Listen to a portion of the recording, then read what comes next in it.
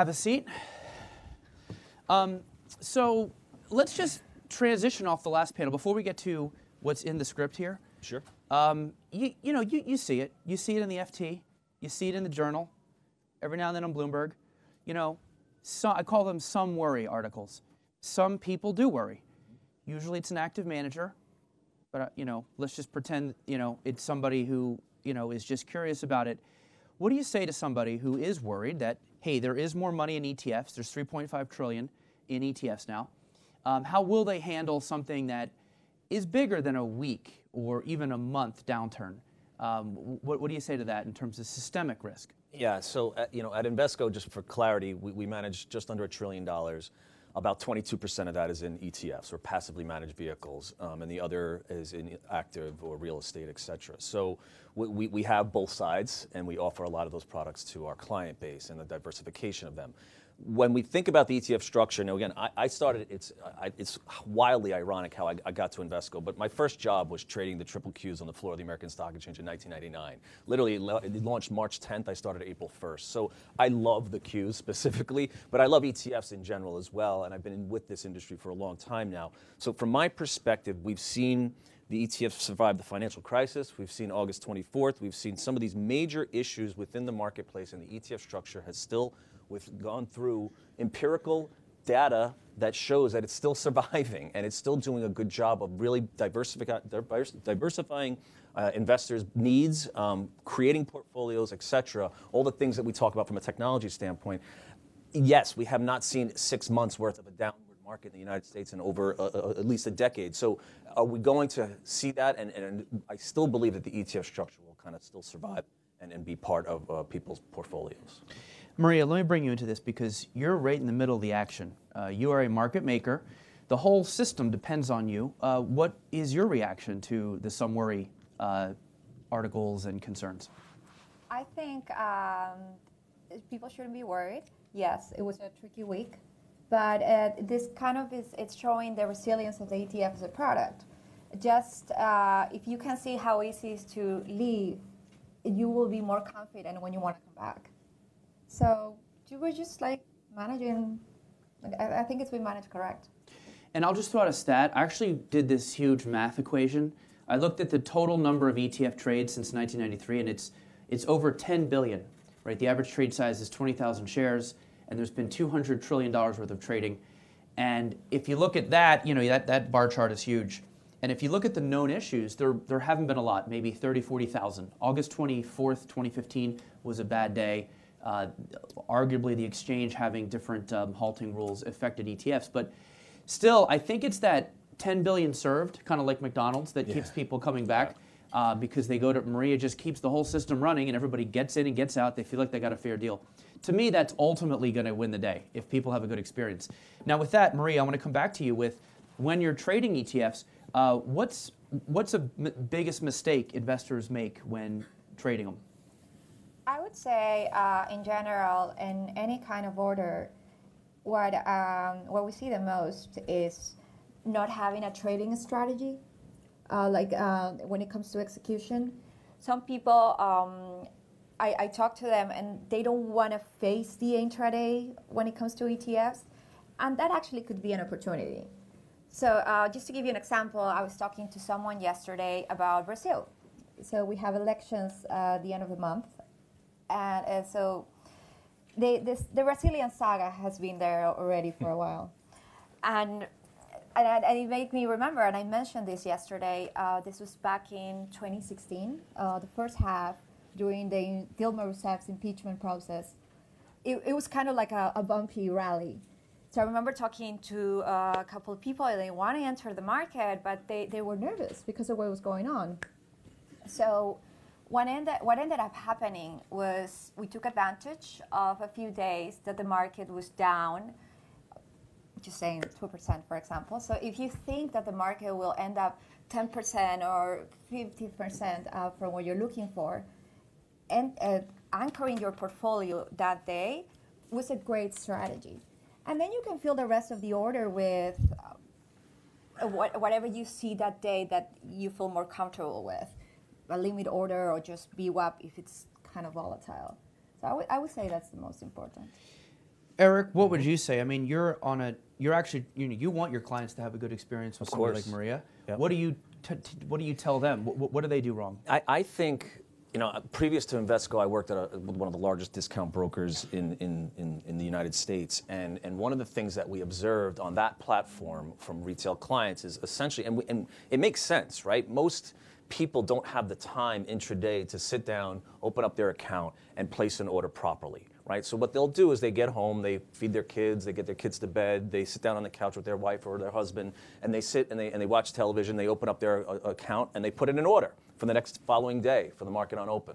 What I will say is that from my perspective, time of day matters. It's a really important lesson for investors to learn, whether you're retail, institutional, et cetera. And one of the things that we've been talking about in the capital markets for years is how we don't want to trade towards the end of a trading day. Because if you look at an intraday volatility curve, it's basically a smiley face. It tends to be highest at the open, tends to lull during U.S. lunch hours, and tends to ramp back up at the end of a trading day. And we've always explained to people and clients, don't trade during ultra volatility times.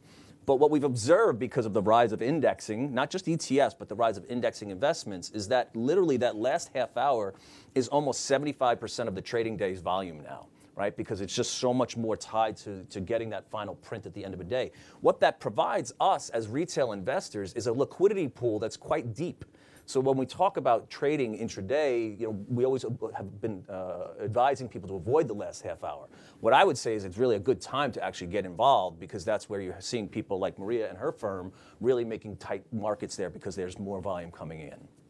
And the whole market order versus limit order thing, Maria, what would be your take on that? I mean, you can put a market order in for many big ETFs, right? There's no problem there. Where would you cut off? Like, is there an average daily volume of $20 million a day where you go just use limit from there on out, or? It's so case by case. I mean, first of all, it's more about the underlyings more than the ETF. But yes, that's more on the institutional level. I would specify that. Yes, I wouldn't like to give compromise. It's a tough one. I mean, listen, market orders, rule-based wise, guarantee you an execution. That's what the rules are. It just doesn't guarantee you the most efficient execution, right? So that's what we need to kind of give and take on. Every now and then we will see somebody who might have put in an order overnight, and it's a thinly traded product, and it gets hit on like a stub quote or something in the morning, and you can see it in the chart. I think ANGL had one of these, the Market Vectors Fallen Angel, back in like 2011. And so the GP chart looks like this. But it's very infrequent, but clearly overnight, not, but back then that was a less. And I would say the product. exchanges have done a really good job of really kind of, putting some parameters now in place. I think they're probably too wide, just for me, my own personal thing for ETFs. But nonetheless, I think they have put some rails in that have kind of helped investors. And if you have ETFs that the underlyings kind of like trade globally, worldwide, you want to leave maybe a limit order overnight if you know that the underlyings are impacted by something's going on in Asia or in Europe, and take advantage, especially when there's a lot of volatility. But that's, as I say, case. And so the SEC is looking to get rid of the INAV, right? And I don't know, the INAV to me is, it works good for U.S. equities because the stocks are trading at the same time. For other areas, it doesn't work as good. In fact, it can be a false positive. Yeah. In your case, let's say you're out there, like, I sometimes almost just tell people to just look at the last price. I mean, is it that simple?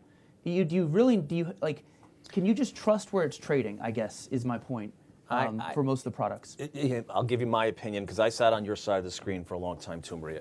I would opine that the maturation of the U.S. equity markets, particularly with ETFs, yes, I would say just look at the bid-ask spread for now, and trust that there's a professional trading firm out there streaming quotes onto the exchange, making those markets, and they're putting their own dollars and risk out there. So I would say that that's a good starting point. It's not clearly the only point to look at. And Maria, August 24th, I hope I got that date right, August 24th, 2015, was that it? That's it. Yeah, that's like D-Day in ETF land. It was a bad day. It is.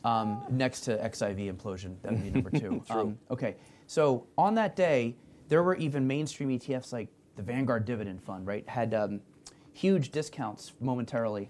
And that was because stocks were halted. As a market maker, can you talk about that? A, has that problem been fixed?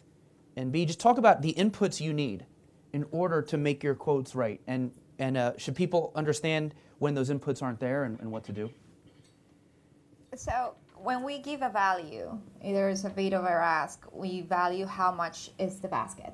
Like put it in simple terms, how much would it be to sell that basket in the market or buying it? And we also help ourselves with different futures or instruments that correlates well with the instrument. That day was in particular because there was no market for the underlyings. So even if you had, for example, the what you were talking about, the Vanguard dividend, even if you had, not in particular, but in some instruments, even if you had those underlyings and you wanted to sell them, it was crazy what was going on out there. So the ETFs, yes, pay a price in that sense because people were expecting quotes for something that really they didn't have a price. I mean, it did have a price, but it was coming down. It was coming down so quickly. And Eric, can you talk about that? Those were stocks were halted when the ETF was trading. Yep. What have they fixed that? What's going on? Yeah, I mean, so there's been, and I'm not going to jump into the rabbit hole, but there have been some amendments that have been made to the limit up, limit down plan specifically, which basically monitors the trading of any equity instrument on an exchange and measures a certain amount of how much it can move up at any given trade or how much it can move down at any given trade over the course of a few minutes. So they have done some really good things, I think, to help instill investor confidence in the equity marketplace. And like you just said last week, the Qs traded over $20 billion in a single trading day. There were no issues. Right, there were no issues in that environment, and I always go back to 2008. I think about September 17th, Lehman Brothers collapses. But for the next 3 months, volumes were huge. It actually, I think, made money for high frequency trading firms for years. That 3-month period. But the point here is that I think the equity market structure has survived and has done a good job of kind of limiting all these things that we potentially can see. I want to add that during that day, you may have not been able to find the price that you were looking for. Maybe you consider it was in the market, but we were given, but the market was giving you a price. There was not an empty box down there. So. True. Yeah, and we did the math. I think that day ETFs traded about $250 billion worth of shares, which is about quadruple their average. Yeah. And 3% maybe had these bad trades. So it was unfortunate, but again, compared to the $10 billion served over 25 years, obviously it didn't really matter. Flows were $480 billion the next, or $600 billion since then. So I do think some of these are teachable moments. I find you cannot fix everything, right? There's just things happen and you just learn from it. I think leverage ETFs like 8 years ago were teachable. XIV was a teachable moment, and there'll be another one, I'm sure. Any predictions on what the next one might be? No, I wouldn't. I'm staying away from that. Yeah, okay. My compliance department's swinging right now, coming down. Yeah. No. We have to be careful what we're saying. I know. I can just see the lawyers and PR people in your head just yelling at you before you even talk. Okay. All right, let's move to watching your weight. Now, I have this chart I show that shows the number of indexes are now greater than the number of stocks, which makes everyone go bananas. Even though there's more mutual funds than stocks. For some reason, nobody cares about that number. But the indexes, the reason there's more is because everybody's making smart beta indexes. Everybody's turning their active secret sauce into an index. You could argue that index making is the new active. And so a lot of that relies on filtering and weighting. Yep. So, Eric, look, just let's talk about weight in the last sell-off. Clearly, we know what market cap does. That's beta. Yep. Talk about what happened with other weighting schemes and why that's important. So as the fourth largest issuer of ETFs in the world, we were one of the pioneers to go outside of the strict market capitalization weighting of an index in 2005. And what we coined back then it was called Intellidex. It still is Intellidex. We have these products still available. And just about 5 years ago, the term smart beta really became the marketing term, right? And that people have latched onto, including my own firm. But as a leader in the smart beta space, what we have thought about is really just taking the economic footprint of a company and looking at it differently, right? Other than just shares outstanding times the price of the market. And we do not only Intellidex, we have research affiliates or RAFI weighted indexes on our lineup after our acquisition of the Guggenheim ETF business earlier this year. We now have the largest equal weighted product suite now in the ETF lineup. So when we think, and if you just look at like year to date, So the Qs are outperforming the equal-weighted version of the NASDAQ 100 product by almost 9%. Right, but then the equal-weighted product of the S&P 500 versus the market capitalization-weighted product of the S&P 500, it's almost equal in terms of performance. Right, so you have to really think about how things are being looked at within the index. So not only does you have to know the index methodology, but then you have to think about how the portfolio manager is managing the portfolio to that index. And those types of things all add up in basis points to performance that at the end of the day we all need to be conscious of. Yeah, and there's now a reverse cap weighted ETF, yes, which is definitely taking equal weighting to another level. I'm waiting for the random weighting, where it just like shuffles it and then you. That's called active management, right? Oh, he's definitely getting emails because his company has active funds. Okay, Maria, I know you're making markets. Does the weighting even matter to you? Do you have anything that sticks out to you in this discussion on weighting stocks or bonds in an ETF? Well, precisely in the case, for example, of the Russell 2000 or S&P 500, we also have futures, so that helps a lot. And also, when it comes to equal weight, you need to trade more of the smaller stocks. And that's evidently more expensive than trading Apple or Google. So True. You have to take those things into account. You won't be able to find the same market impact and price than. You bring up a good point, which is sometimes people ask me about premiums and spreads, and I usually say, think about the exoticness of the holdings, right? If it's like Vietnamese stocks or microcaps, you should expect a little more friction in the market for the market maker, thus you should probably have a little premium or spread. Is that right? Is there sort of a cascading, as it gets plain vanilla to exotic, you will have to pay for that in terms of the spread or the premium? Absolutely. I just mention something first. EWG Germany. The first 10 stocks are probably the largest stocks in Europe, but the problem, the spread, it comes in the smallest ones because there are stocks that none of us have heard before. And yes, and that's we're talking about Germany. When you mention Vietnam or in other Asian markets, that's go way more to the extreme. Yeah, you have to add exchange rates, taxes. I mean, it's a number of issues. But you should talk to your market maker or advisor. They will know what it's about and let you know and help you with that.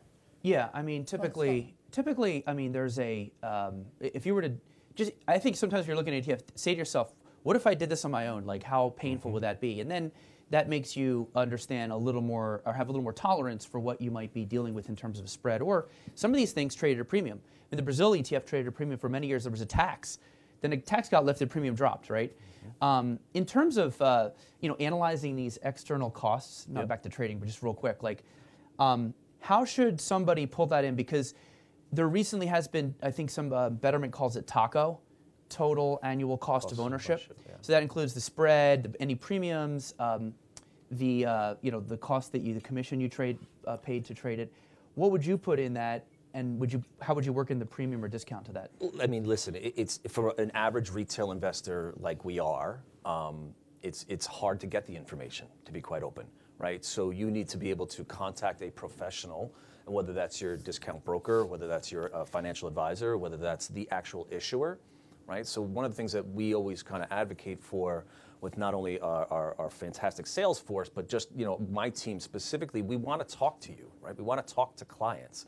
We want to have the conversation. And if you have a question, why is your product trading at a 45, 50, 60, whatever basis point premium over the last week or so, we know. We have the inside plumbing. We understand what's going on and can kind of extrapolate and share that information with you. So it's hard, to be honest with you. It's not an easy conversation to have, and it's not an easy piece of information to obtain for the average investor. Institutional investors like that Maria is dealing with, they either have the ability to figure out the reasons why, or they call up Maria, right, and talk to her.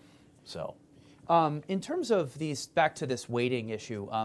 This year was the first year ever that multi-factor ETFs are leading smart beta flows. I was kind of down on this strategy. I thought it's too complex.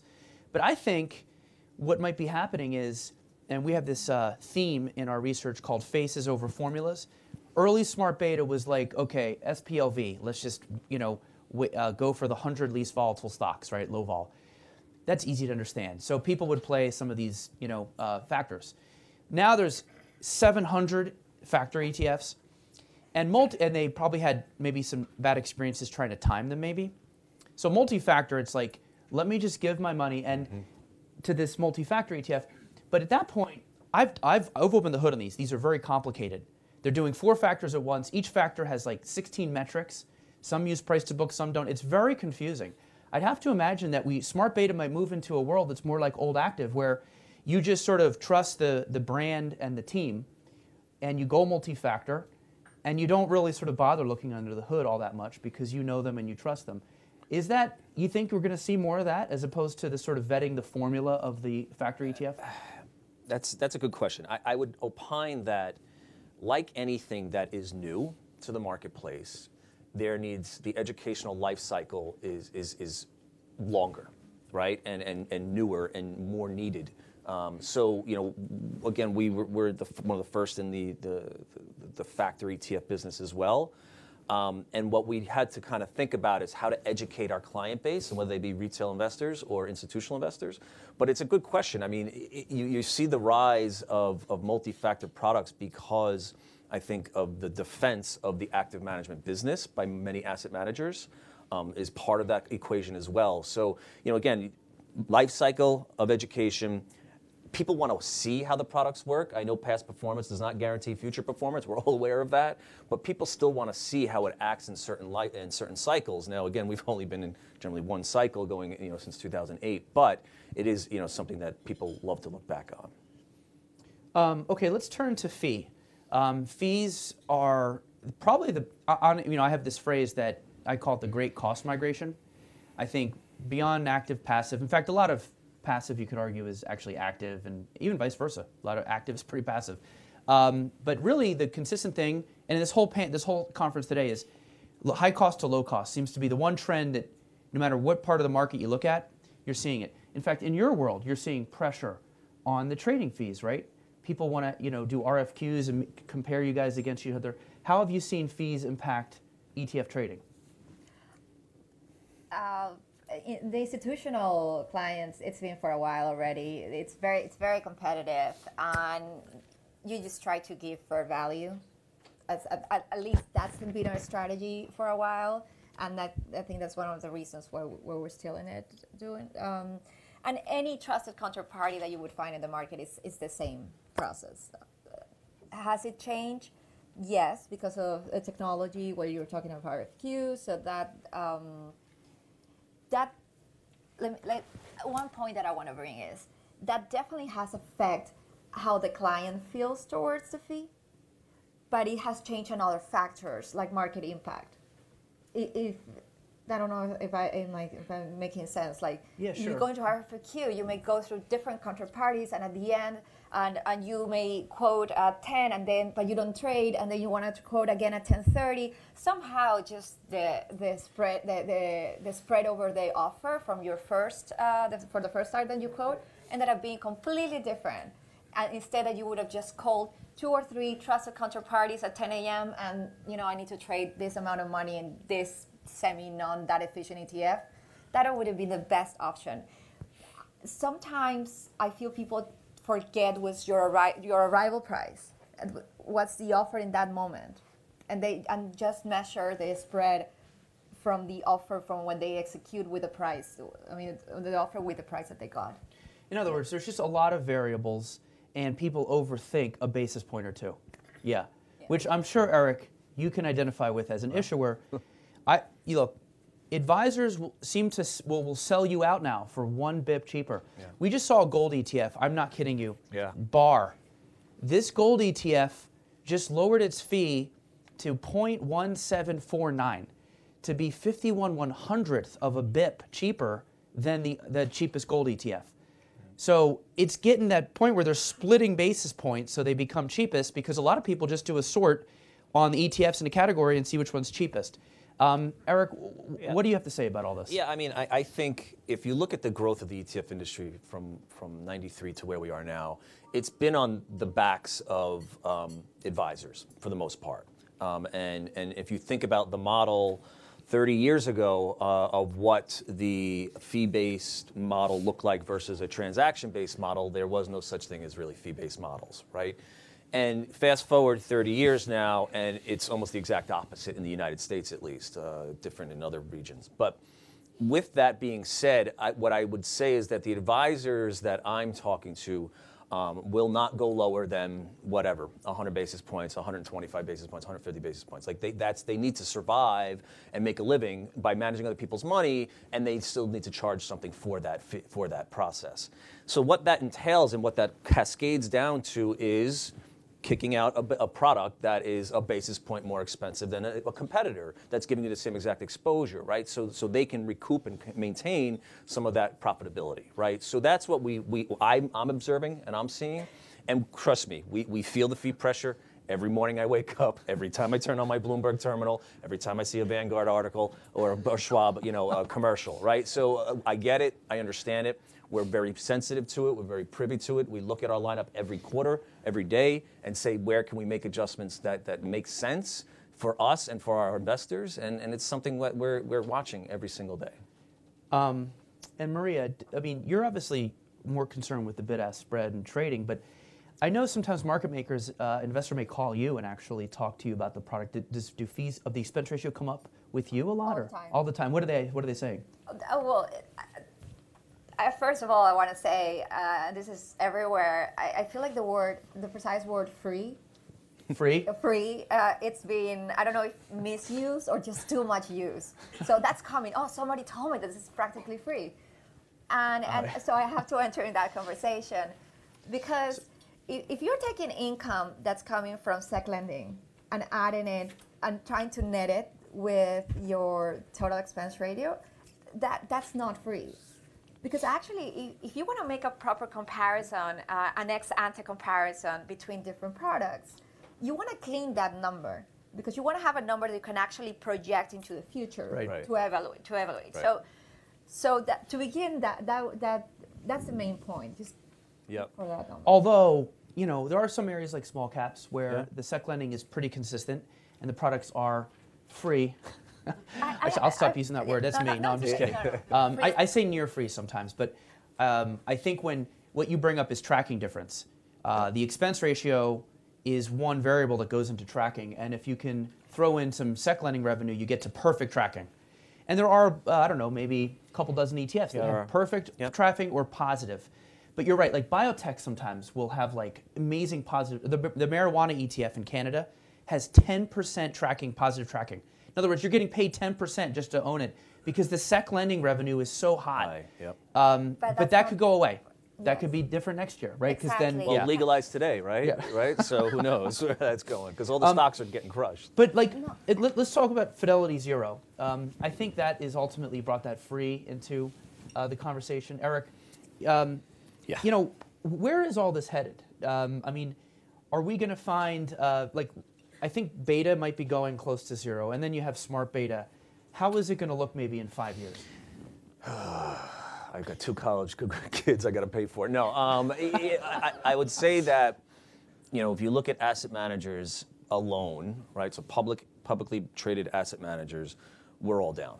We've all been down this year for the most part, and a lot of that has to do with the fee compression. For example, when Fidelity announced, our stock went down 5% that day.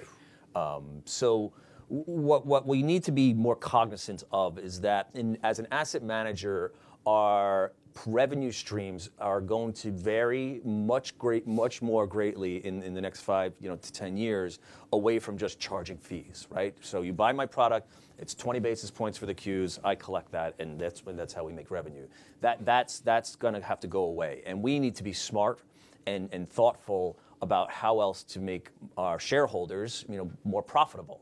And that can come in various forms. And many of the asset managers have diversified into other things, right? And you look at some of the large discount brokers, they sell you, home equity loans or a checking account, right? So that's, away from their asset management fee business. So that's some of the things that we're grappling with and have to be very cognizant of. And do you think, I think there could be, when the advisors you talked about who are grinding you down to like 3 basis points, could you see like a revenge of the asset manager where they all become advisors and try to say, oh, I'll take some of your 1% fee, and that relationship that used to be so cozy becomes a little more complicated. And it's happened, right? Like, if you look at the top 3 brokerage firms in the United States, they all have an asset management business and they have an advice business on top of it as well. So, it's already going on where there are firms, not mine, but that manage assets and that compete with advisors to provide that advice to the end client. So that's happening, and it is already happening. Yes, it's to your point. And I'll give you the final word on anything. No. I mean, Eric kind of summed up, I think, the fee war, but what would you say, just moving forward into the future of ETFs? Eric covered a lot of the asset management business, but on the trading side, what do you see happening? Do you see firms like yours actually getting bigger and bigger versus the investment banks, which seem to tend to do a lot less ETF business? How do you see that shaking out? I think that's happening already. Yeah. So it's more of it? Yeah. No, I think less. Less? Yes. I think that it's a kind of mature market. Okay. But I think there's always a space. I think a firm like ours, we cannot get to a retail market. Like it's harder. So there will be different layers. There will be in the case of us, there won't be more of us, but there will be different versions of us. Right, like specialists in this and that. And okay. Yeah, it's interesting. I need more data from you guys. It's so hard to get data on market makers. I wish I had more, so we can talk offline. Yeah. Yes. All I have is surveys. We used to be more open. Yeah, okay. All right, well, I want to thank our panelists here. Thank you guys Thank you. for a great job.